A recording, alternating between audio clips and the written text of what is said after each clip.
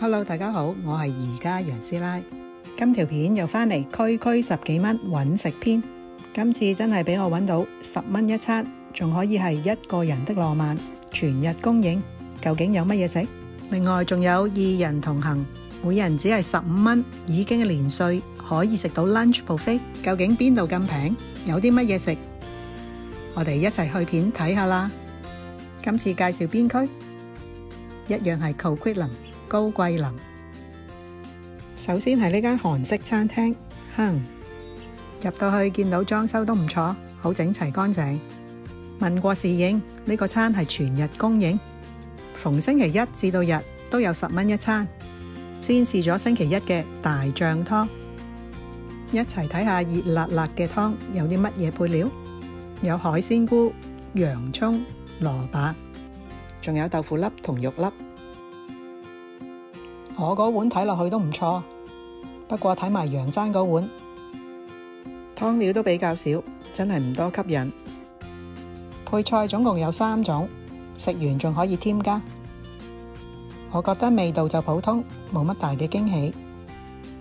另外揾咗一日，星期4再嚟試過。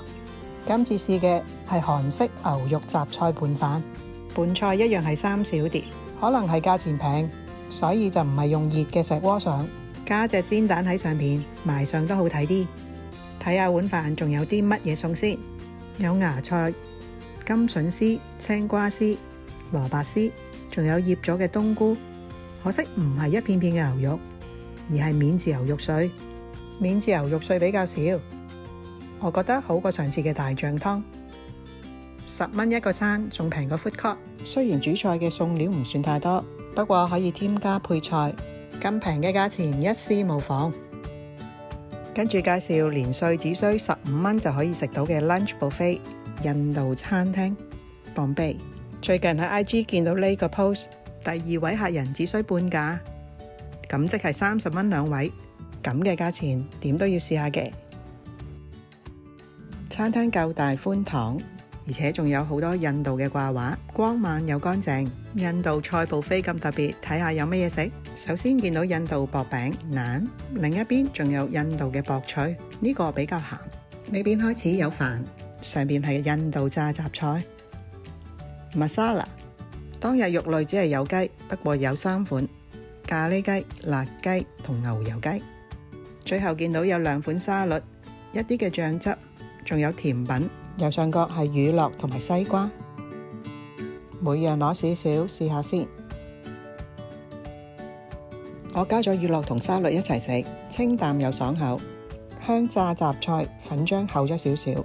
呢款辣雞第一啖食落去，竟然有啲似生炒排骨。第2個 round 係轉咗出辣雞翼。咖喱雞係用咗黃咖喱，不過我就覺得一啲都唔辣。好期待嘅 butter chicken 牛油雞就有啲普通。辣雞同咖喱雞都唔算辣，小心呢個醃製 pickle 啊，因為真係超級鹹。西瓜雖然唔係當造，不過就清甜多汁。第一次試印度甜品米布丁，米粒比西米仲細，不過好清新。Mango cream 有好香嘅芒果味，不過雜果就冇乜味啦。2款甜品都係小甜，好啱我口味，好有意外驚喜。我問過侍應，佢話 menu 每日都會轉，如果想食羊呢，就星期6先至有。IG 上高寫住有4款非素菜，不過要注意，唔係等於4款肉啊。當日係只係有3款雞。整體嚟講質素唔錯，性價比高。餐廳乾淨又坐得舒服，我哋一定會返嚟再試。門口睇唔到有 IG 嘅廣告，第2位係半價，所以大家要食嘅時候就要問清楚啦。唔好食機住。仲有溫馨提示，10月中 Kazuya 嘅吉列豬扒餐又返咗嚟。我比較中意食烏冬，因為仲有蟹柳、腐皮同2款丸。9月份都有出，而且 menu 同10月份係一樣。2日係飯，2日係烏冬。最早期係7月份，即係7月、9月、10月，佢都出過特價午餐，而每次都係月中先至出，大概只有2個星期優惠。唔知下星期有冇呢？想食就要月中留意下啦。就算冇特價，用現金找數一樣有95折優惠。